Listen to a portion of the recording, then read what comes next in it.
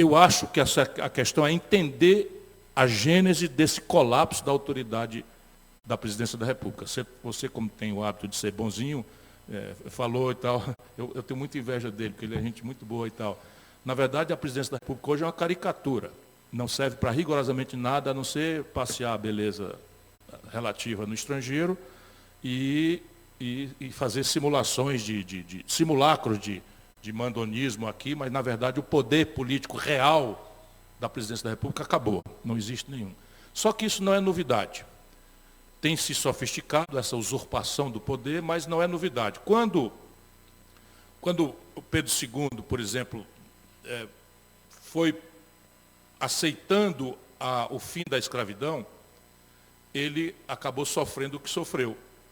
A República entre nós foi um golpe de Estado militar e se deu basicamente pela erosão da autoridade de outrora de um imperador muito forte.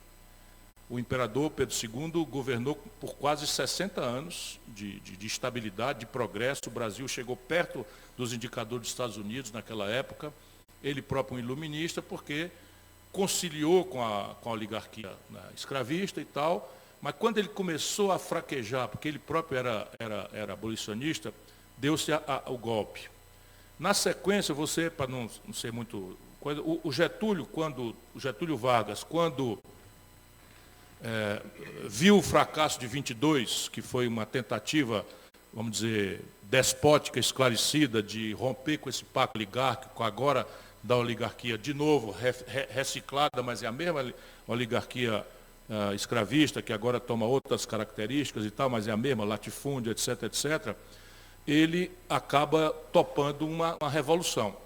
Talvez a única revolução que de fato aconteceu no Brasil foi a Revolução de 30, que teve muita força porque tinha uma ideia, e essa ideia era popular, na proporção que a gente possa chamar de popular, que era uma classe média, liberal, esclarecida e tal, embora a massa popular rural não tivesse noção do que aconteceu, mas o Getúlio galvanizou isso e sofreu o pão que o diabo amassou, mas impôs a sua autoridade até o colapso dela no suicídio.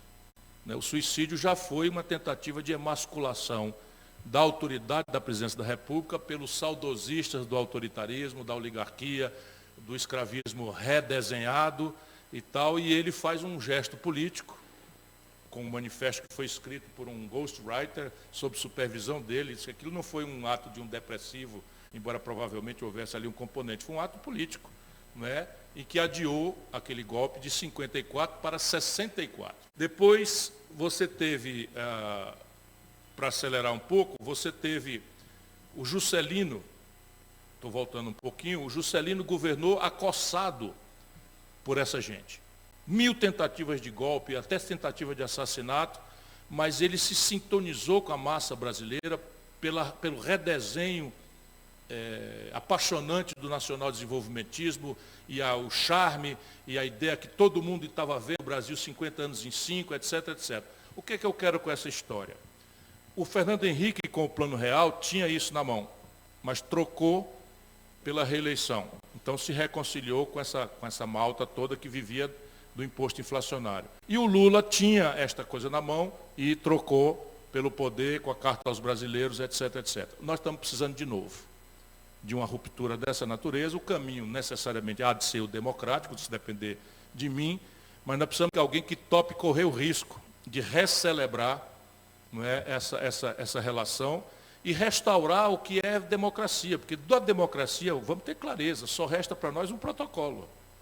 Hoje o Brasil não é uma democracia. O poder real não está na mão do povo.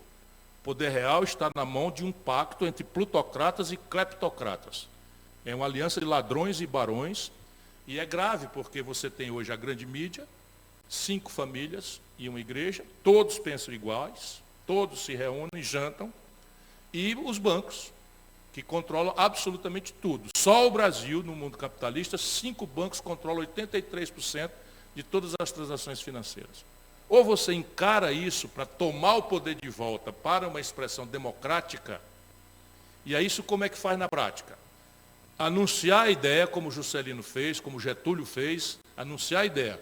Tentar que a aventura não seja tipo Collor, adjetivo, em cima de simplificações grosseiras e tal. Claro que o povo não vai aceitar, não vai compreender a profundidade enciclopédica de um projeto nacional e tal, mas algumas ideias força têm que ser partilhadas para que você não se eleja você por si, mas você e um conjunto primicial de ideias.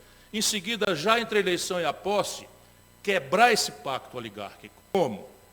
A grande saída é aproveitar o lado trágico do colapso federativo.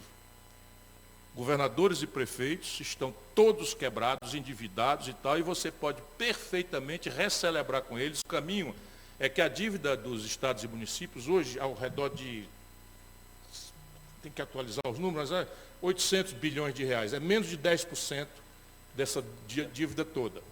E você pode reestruturar essa dívida, deixando por 4 anos, se e somente se, os governadores e prefeitos se engajarem junto com os partidos, os deputados, etc., na reforma que o país vai fazer.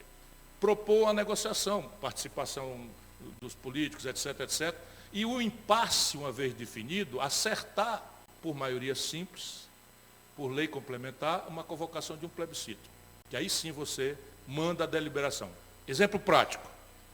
Se você se tributar com uma alíquota muito pequena, de 1,5% no máximo, as fortunas acima de 20 milhões na pessoa física no Brasil, você vai alcançar 56 mil pessoas. Mas vai arrecadar 70 bilhões de reais. Isso passa no Congresso? Não passa. E num plebiscito, qual é o resultado que você imagina? É do que se trata.